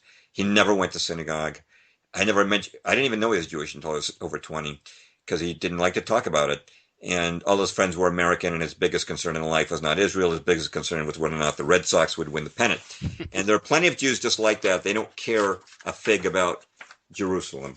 But amongst other Jews, there are organized Jews, Talmudic Jews, Kabbalistic Jews, Kabbalah being Jewish mysticism, that are very racist and very tribalistic. And these are the people, these are the Zionists. And these are the powerful ones. Right. These are the Rothschilds. Yeah. And they follow the Talmud. It's, as far as, there's a mistake made by many Christians, which is they believe that modern Jews follow what we call the Old Testament and what the Jew would call the Tanakh. But actually, they don't follow the Tanakh. They follow the Talmud. Now, the Talmud. And this goes back to the destruction of the temple and the dispersion, right? That's correct. Yeah. Jesus condemned, who did he condemn? Constantly condemned the Pharisees who were teaching the oral law, which negated the law of God. The Talmud is the written form of the oral law, which evolved over many centuries and became worse and worse over time. The Talmud actually says that Jesus is in hell boiling in excrement. It says that Mary was a whore. It says that Gentiles are donkeys. It says that a Jew may lie to a Gentile, and on and on. And this was codified like in the 7th century or something? I don't know if there was a particular century where there would have been a century it was codified. I'm not sure if it's the 7th or not. But an excellent book to read on it is Judaism's Strange Gods by Michael Hoffman. That was a game changer for me. And another book that Tex Mars recently came out is called Holy Serpent of the Jews. He talks about the whole history of the Talmud and its relationship to Freemasonry and the New Age movement and to mysticism. Yeah. Now, there's one thing I want to point out is yes. The Catholic Church did not know the Talmud existed till about the 13th century. Till I think it was Gregory the Ninth was informed on it. I believe I read that. Yeah, there was a Jewish convert to Christianity. I think Donin was his name. I read this first in last year. I read E. Michael Jones's book, The Jewish Revolutionary Spirit, and he has a chapter he calls "Rome Discovers the Talmud." And of course, you mentioned the culminating insults that the Talmud dishes out to Christianity. About Mary being Jesus boiling excrement. Mary was a prostitute, and Jesus was a illegitimate son of a Roman soldier. Right. And when the church found out about this, it had some questions. So there was an inquiry conducted by the church, and they invited a rabbi to explain this to them. And I only mention this because this is a very funny part of this book. I hope I can find it. I forget the rabbi. Yehiel was the rabbi, and he was presented with these pronouncements of the Talmud. Jesus boiling the excrement, Mary being a whore, Jesus being an illegitimate son of a Roman soldier, and how Christians are to be treated by Jews and things like that. And Rabbi Yehiel, lacking, I'll read it to you. He says the rabbi was dumbfounded that he had to defend Jewish esoteric writings in a hostile environment. He says, so nothing like this ever happened before. Rabbi Yehiel, lacking any precedent for conducting a disputation of this sort, didn't know how to respond. When asked whether it were true that the Talmud claimed Jesus was condemned to an eternity in hell, immersed in boiling excrement, and Mary, his mother, was a whore, the rabbi could only respond, yes, those passages were in the Talmud, but they did not refer to that Jesus or that Mary. Not every Louis born in France is the king of France, Yehiel maintained, giving new meaning to the term chutzpah. Has it not happened, he continued, that two men were born in the same city and had the same name and died in the same manner? There are many such cases. One Jewish historian referred to Rabbi Yehiel's denial as the birth of Jewish humor. So, I thought that was a nice description of the discovery of the Talmud by the Catholic Church in the 13th century. And a tribute to Jewish secrecy that the Romans didn't find out about it for more than 1,000 years. Yes. But in any event, this is why Jewish people, and you can refer to Brother Nathaniel on this, people who are interested. Brother Nathaniel is Jewish, born and raised. He's now a Orthodox Christian. He explains that Jews were not kicked out of more than 100 countries, or at least 100 times from different countries and locations, because of some sort of global anti-Semitism. It was because of their Talmudic behavior, their own endemic racism, their belief that they had the right to steal, to lie to, in cases even kill Gentiles. And this is why they were expelled so many times. And even Martin Luther wrote extensively on them, and you'll see Christians falling all over themselves for his supposed anti-Semitism. But he was just describing what he observed. But even today, Rabbi Kook the Elder, first Ashkenazi chief rabbi of British Palestine, said, quote, "The difference between a Jewish soul and the souls of non-Jews is greater and deeper than the difference between a human soul and the souls of cattle," unquote. I have the references for these in my article. Now, what the Talmud does is it creates a sort of a dialectic loop where it encourages bad behavior, which creates a reaction. Right, which gives you the pogrom, and then Hollywood tells you it's all anti-Semitism. But from a rabbinical standpoint, and this is how this was explained to me, is from the rabbinical standpoint, is this creates a group cohesion among Jews and keeps them ghettoized, if not actual, but psychologically ghettoized, right? A very clever plan. Yeah. That's right. There's nothing that drives people closer together and bonds them together like having a common enemy. So if you're being persecuted together, you will bond and stay together until that day comes when the Rothschild plan for Greater Israel can come about. They stay alienated, and then, because when you become alienated from the host society, you tend to create what E. Michael Jones says, it fosters a revolutionary spirit because you become subversive, and you see the host society as being a threat. So you always have to connive or trick to get around it to survive. And at the same time, what that means is many people. What it means is many of them literally think they're threatened, right? So, yeah, it's a great trick. You've seen that documentary Defamation? I have not. It's made by a Jew. I forget his name, but it talks about these Jews that go to Poland to do the Auschwitz tour, the Poland, and they're I guess you could say they're chaperoned by intelligence operatives, and throughout this whole trip, they're being told that the Poles, they hate them, they want to kill them, and all this stuff, and so this convinced these Israeli students that the whole world hates them. That sounds like the strategy. Yeah, that's the rabbinical Talmudic strategy. That's what it sounds like. So, anyway, go ahead. Well, we were talking about Judeo-Christianity. And that this is in the mind of the Christian, but not in the mind of most rabbis. Israeli Rabbi Yaakov Perrin said, 1994, quote, "1 million Arabs are not worth a Jewish fingernail," unquote. And Rabbi Sadia Grama said in his 2003 book, Jewish Superiority and the Question of Exile, quote, "The Jew by his source and his very essence is entirely good. The Goy," meaning non-Jews, "by his source and his very essence is completely evil.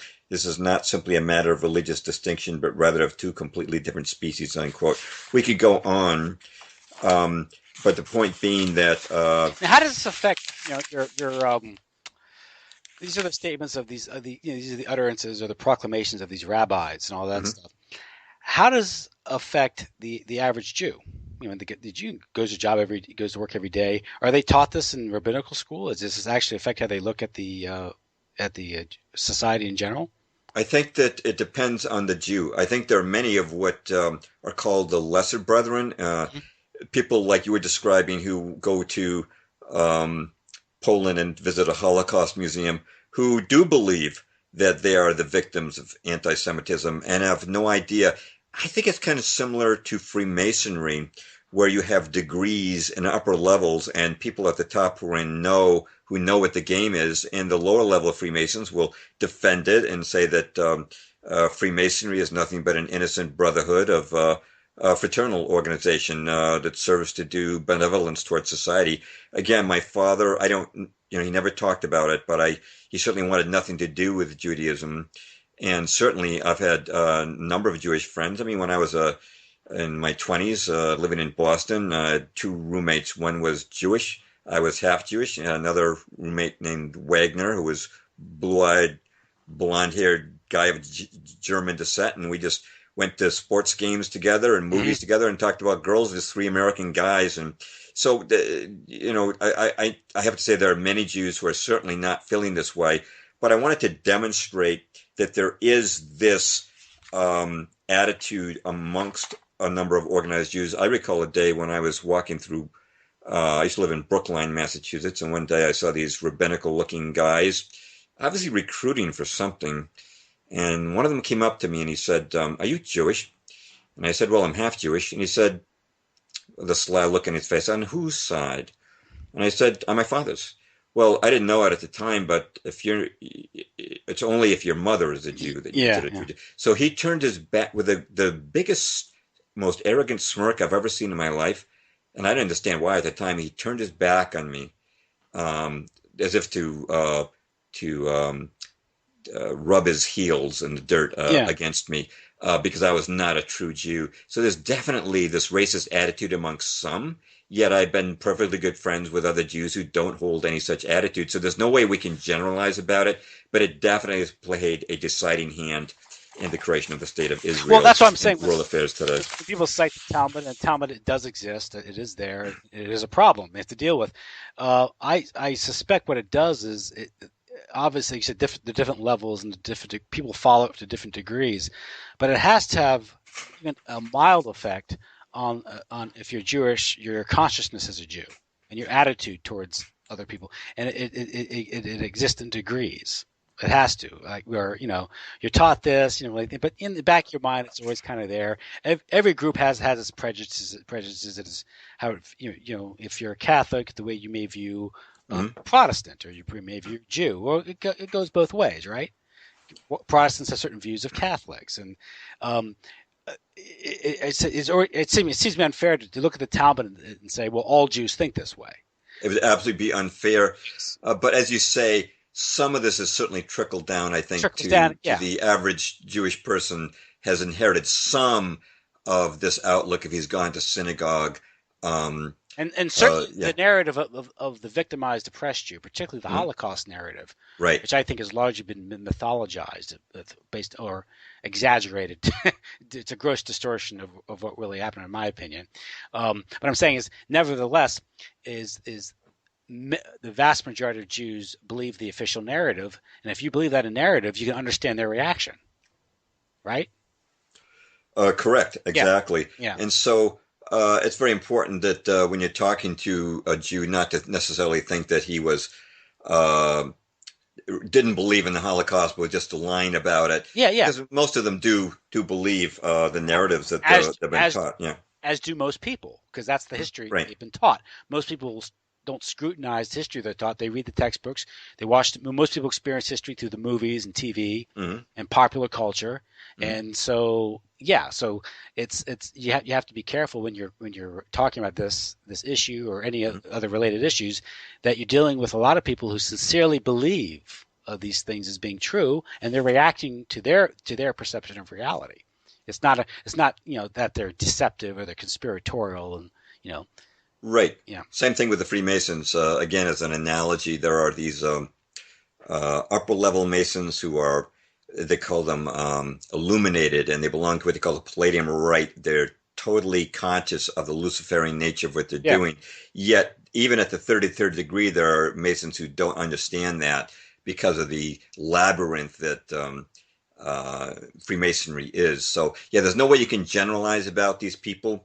But it is important for us to know the history of their teachings and what has resulted in the state of Israel and all the gross consequences. I mean, the Rothschilds really being behind most of the world's major wars, certainly behind the world wars, dreadful consequences for the world at large, as we find ourselves perhaps knocking on a third world war after countless unnecessary wars fought in the Middle East on Israel's behalf, and these false flag terror operations, 9/11 being the defining moment for our culture in this century, we're talking about something very significant here, even if the average Jew has no comprehension of it.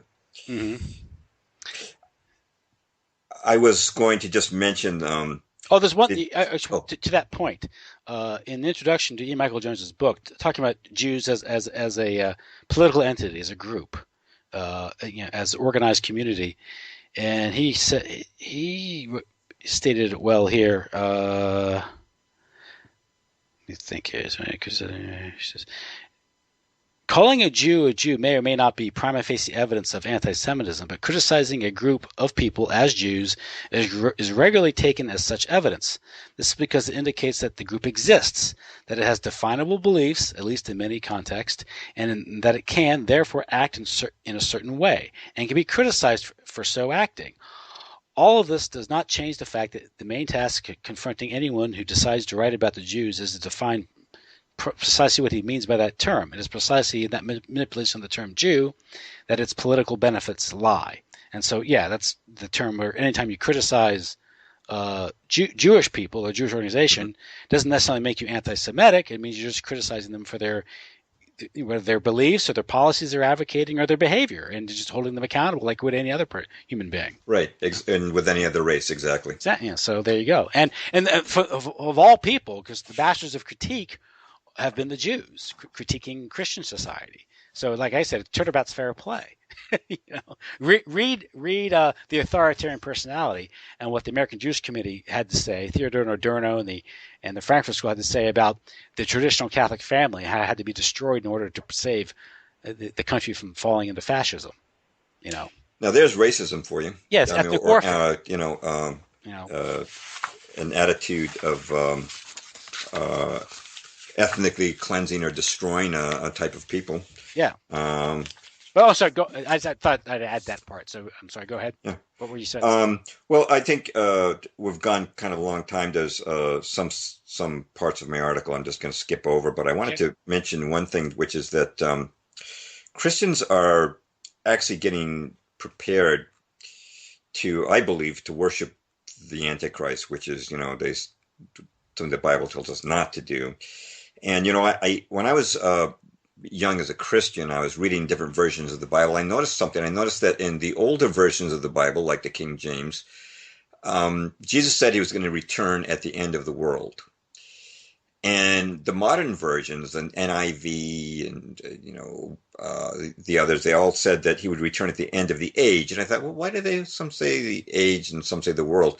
Well, it turns out this is the inheritance of dispensationalism. Jesus did say he would return at the end of the world. But for this Jewish messianic antichrist figure to rise and rule from a rebuilt temple, they had to change it to age, because we're just in the sixth age now, and Jesus is going to come at the end of this particular age, before the end of the world. Let's see. Schofield wrote, upon his return, the king will restore the Davidic monarchy in his own person, regather dispersed Israel, establish his power over all the earth, and reign 1,000 years, unquote. That is Schofield. And I was talking to Dean Arnold, and Brother Nathaniel, I noted to him, said the same thing. This is a rebirth of a Jewish heresy called Chiliasm, which said that there would be a Jewish monarch who would rule the world for 1,000 years. The point I would make here is that as far as Jesus ruling in the temple for 1,000 years, I've heard this many, many times, you have to look at what Jesus actually did. When he was here on earth, they tried to make him a king many times, and he always refused. I mean, you take a look, John 6:15, it says, when Jesus therefore perceived that they would come and take him by force to make him a king, he departed again into a mountain himself alone, unquote. And what did Jesus say? He said, my kingdom is not of this world. Mm-hmm. But we're being told the opposite. We're being told his kingdom will be of this world. And there's a lot of contradictions if you start to think about this. When you ask your average evangelical Christian today, what's going to happen when you die? And they'll say, well, I'm going to go to heaven and be with Jesus forever. Okay, you got a problem now, because if Jesus is going to come back and reign on earth for 1,000 years, you're going to be separated from Jesus for 1,000 years. I mean, the way the Brother Nathaniel says it, he says, what's Jesus going to have an email address? The 1,000-year reign actually comes out of a single passage in Scripture, which is Revelation 21-6. And as you know, Revelation contains a lot of symbolic language. What I comment in my article is very dangerous for any church to base its doctrine upon a single passage of Scripture. You've got to have other confirmations. Now, they'll try to bring in passages from Isaiah where it says that, peace will come out of Zion or something like that, and they'll try to apply it here. But there's only one passage that talks about a 1,000-year reign of Christ. And I was attending a fundamentalist church, Tim, and one day the teacher, Sunday school, was teaching from the book of Ezekiel. He was teaching us that, the book of Ezekiel describes a temple that was never built in ancient Israel. So he said, he used the old Schofield argument. If it wasn't fulfilled then, it'll be fulfilled in the future. And he said that Jesus is going to reign the world for 1,000 years from this Ezekiel temple. It's going to be rebuilt. And so I started looking at the book of Ezekiel, and here's what it says. It says, quote, also one sheep is to be taken from every flock of 200 from the well-watered pastures of Israel. These will be used for the grain offerings, burnt offerings, and fellowship offerings to make atonement for the people, unquote. Now, Timothy, if people know this scripture, and a Bible teacher should know this, we don't use animal sacrifices anymore. But this is what this guy was teaching. How many times did the book of Hebrews tell us we're done with that? The book of Hebrews says in chapter 7, it says, Jesus has become the guarantor of a better covenant.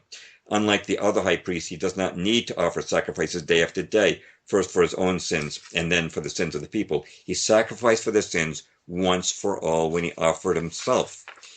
I spotted another passage in Ezekiel. It says, this is what the sovereign Lord says, no foreigner uncircumcised in heart and flesh is to enter my sanctuary, not even the foreigners who live among the Israelites, unquote. So I'm saying to myself, this is Jesus. He's going to, the gospel's for all people. How can he not allow foreigners in? Is he going to require circumcision again? Because here's what the Apostle Paul said. He said in Galatians, he said, quote, mark my words, I, Paul, tell you.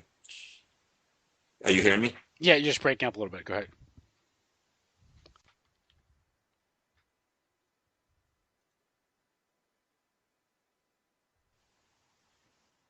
Hi, Tim. Oh, okay. Lost you? How long have, what was the last thing you heard me say? Can you recall? Okay, I'm recording. Go ahead. Oh, okay. I never cut off. When were we cut off? Do you know when it was? You said, I, Paul, tell you? Oh, okay. Fantastic. Okay. I, Paul, tell you that if you let yourselves be circumcised, Christ will be of no value to you at all. Again, I declare to every man who lets himself be circumcised that he is obligated to obey the whole law. Unquote. So I knew this didn't apply. Now, if you look at it, Jesus pronounced a curse upon the temple. He said in Mark 13:2, do you see these great buildings? Not one stone here will be left on another. Every one will be thrown down. And when he talked about his second coming, he said, this is Matthew 24, he said, so if anyone tells you there he is out in the desert, do not go out. Or here he is in the inner rooms, do not believe it. So to continue the quote, for as lightning that comes from east is visible in the west, so will be the coming of the Son of Man. So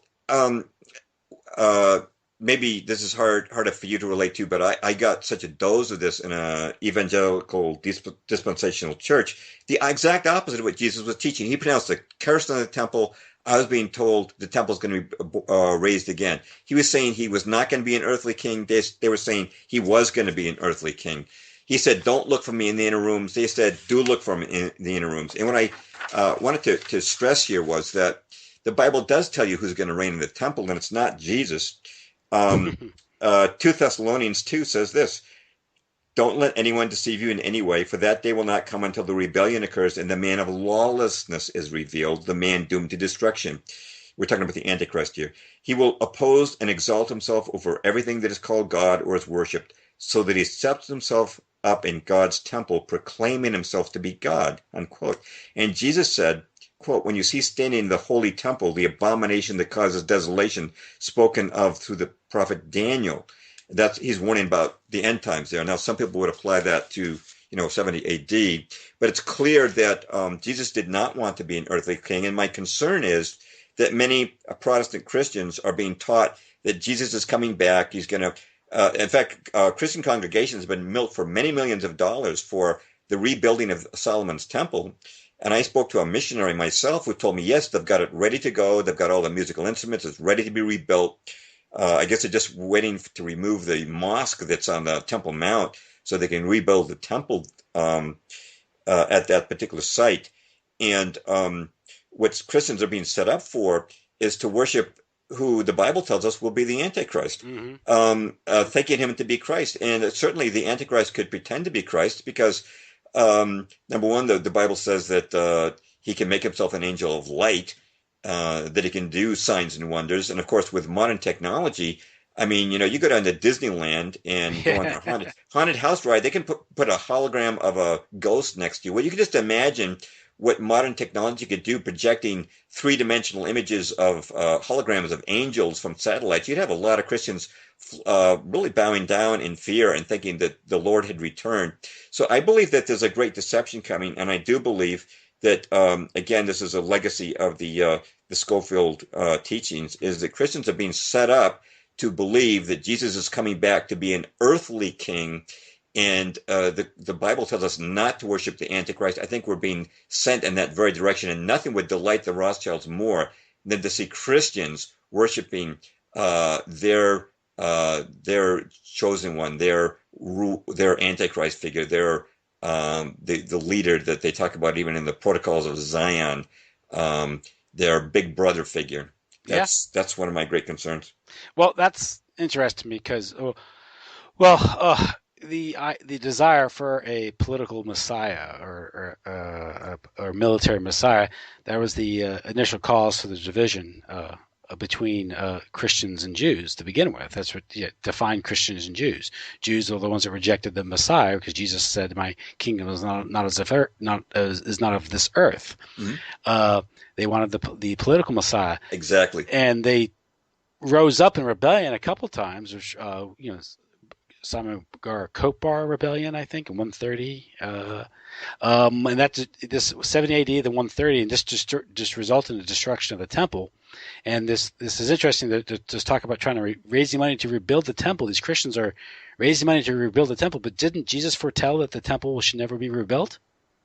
He pronounced a curse on it, and he described himself as the temple being raised up. Never did he pronounced a curse on the temple. He used the figure of the withered fig tree as a symbol of Israel. Never did he say that Israel had to be restored after the destruction of Israel.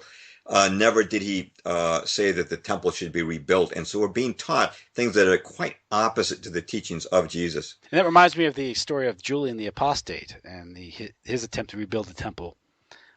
He had decided that he needed the support of the Jewish community to support a military campaign. I think he had directed towards the Persians, I think. And he also hated the idea that Rome had become Christian. And so there's a big attempt to rebuild the temple, and there was some sort of weird phenomenon where fire came out of the ground and destroyed the construction site and killed everyone in the vicinity. Dean Arnold told. I was not familiar with that aspect of history, and Dean Arnold on the show I did just he mentioned that event, and he sent me a link on it. But I have not had a chance yet to that's mentioned in to click. Yeah, that's in E. Michael Jones's book, Revolutionary Spirit of the Jews, Julian the Apostate. But there's also, you mentioned the use of holograms to create signs and wonders, and you can see that happening. I mean, especially given what proper political or geopolitical environment, and you have all these Christians now who are trying to fulfill. Turning upside down. The whole idea of Christianity was that Christ was not going to be a political Messiah, and now they're looking to some sort of Jesus to reign 1,000 years. That's a political Messiah. Yes, exactly. Talk about being Judicized, right? Yeah. In fact, let me give you an example of the Judaism that I've seen taking over Christianity. I can't hold this up. I held it up for Dean. I just got an ad last week from a major Christian book dealer. It says the Complete Jewish Study Bible, introducing a one-of-a-kind Bible that reconnects readers with the Jewishness of God's Word. as if God himself was Jewish. And this is clearly an influence of the Jewish ownership of Christian publishing houses, I believe. And I'll give you another example of the Judaization of churches that I personally witnessed. I was going to a church, and one day a man was introduced who would give the sermon, and he said he was a Messianic Jew. And he said, today we're going to act as if we were a synagogue, and this is to show the Jews of the community that we're in solidarity with them. And today we're going to celebrate the Feast of Purim, as they do in the synagogues. And he passed out noisemakers to the congregation. And of course, Purim is when the Jews celebrate both their deliverance from their enemies and the slaughter of their enemies. Now, the congregation was playing along with this, and they were, as he would read a passage from the book of Esther, they would blow their horns, or they would make noise and act out and stomp their feet, whatever the ritual was. And I stood there in silence, and I looked across the aisle at another fellow member of the congregation, and who was not participating either, and we just shook our heads. Now, I had no idea of the history of this some years ago. I had no idea of the history of Christian Zionism, but I knew it was wrong simply because the book of Hebrews tells us that we are not to be doing Jewish ceremonies. We are not under the old covenant. But this is another example of how the church is increasingly being Judaized and being driven towards the worship of this Jewish Messiah. I personally think that this had nothing to do with showing solidarity to the Jewish community, because there were no synagogue Jews there to witness it. And I have a sneaky feeling that this person was rather snickering at us celebrating our own funeral, because in the Talmudic outlook, it says that that Talmud actually says when the Messiah comes, he will wipe out the Christians. And my feeling is that once Greater Israel has been created and Israel no longer needs the American military anymore, they would have no hesitance or sorrow at seeing America destroyed and the Christian church along with it. Mm-hmm. And well, yeah, it's talk about the Jewish takeover, and again, it's you see it in the culture. We see it. I think you can argue economics. You can see it with the acceptance of usury by the Christian church, particularly by the Catholic Church. It used to be that it was condemned. So you prepare people to accept these things, and the big thing is, once you get the Christian community signed on to advocating Zionism, which is political, a political state, and all its ambitions, you're preparing them just for this very thing, because you're changing doctrine, you're changing theology, and you're twisting. That's what Schofield did. That was the purpose. As I say, I could easily see him just sitting at table with the Rothschilds being told what his Bible was to say, because he certainly fulfilled their ambitions to the T. There was just one last thing I wanted to make this complete, Tim. I realize it's been a long show. I'll try to be very brief, and that's the idea of the rapture. The way Dean Arnold put it was, "We'll fly and they'll fry."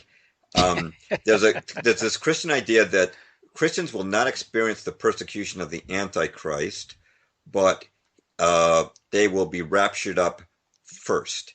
And of course, this was really a concept that was really fathered by John Nelson Darby and furthered by Schofield. It was a Left Behind series and all that. Yeah, and Left Behind. It's become predominant with Hal Lindsey and other people who have great influence. That just to make it clear, the reason that the Rothschilds or any of these proponents of the upper levels would have wanted this idea proposed would be that Christians are not apt to oppose a New World Order if they think they won't be around to experience it. Now, I'll very quickly mention that there's a passage in Scripture that Christians use to justify this, and it's 1 Thessalonians 4:16, 17. For the Lord himself will descend from heaven with a cry of command, with the archangel's call, with the sound of the trumpet of God, and the dead in Christ will rise first. Then we who are alive, who are left, shall be caught up together with him in the clouds to meet the Lord in the air. And so we will always be with the Lord. Now, what I want to point out is that every other passage of Scripture which refers to Jesus coming in the clouds is clearly about his second coming. Mm-hmm. Never did he say that he was coming 2 times. He didn't say, I'm going to come once for a rapture and then I'm going to have a second coming. For example,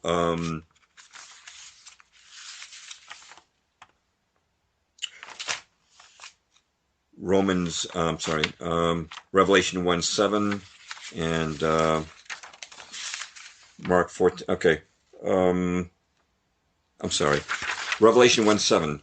Behold, he cometh with clouds, and every eye shall see him, and they also which pierced him, and all kindreds of the earth shall wail because of him. Clearly a reference to the second coming. I'll give you one more. It's Matthew 24:30. And then shall appear the sign of the Son of Man in heaven, and then shall all the tribes of the earth mourn, and they shall see the Son of Man coming in the clouds of heaven with power and great glory.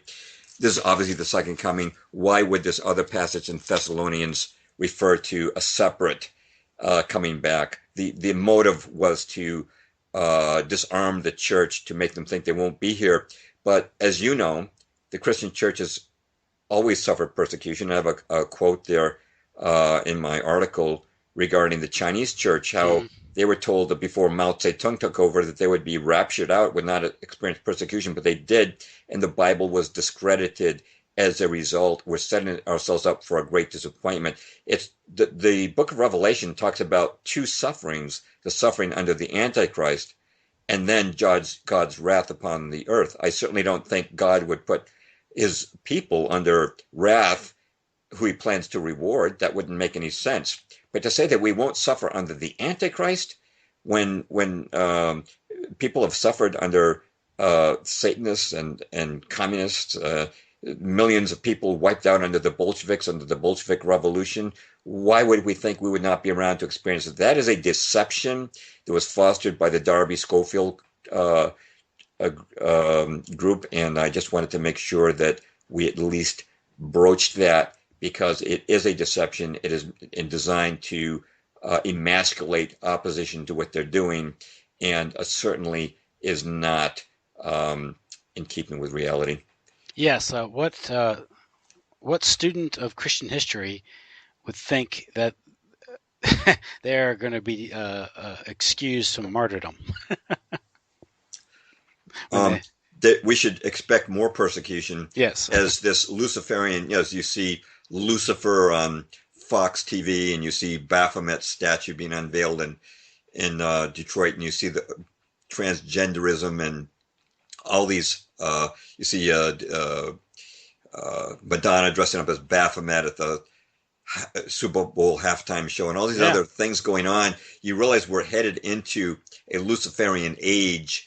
And you can be sure that the Christians will be targeted again. I believe the Christian church is only tolerated right now because Christian Zionism is needed for Israel to create its goal, to fulfill its goal of greater Israel.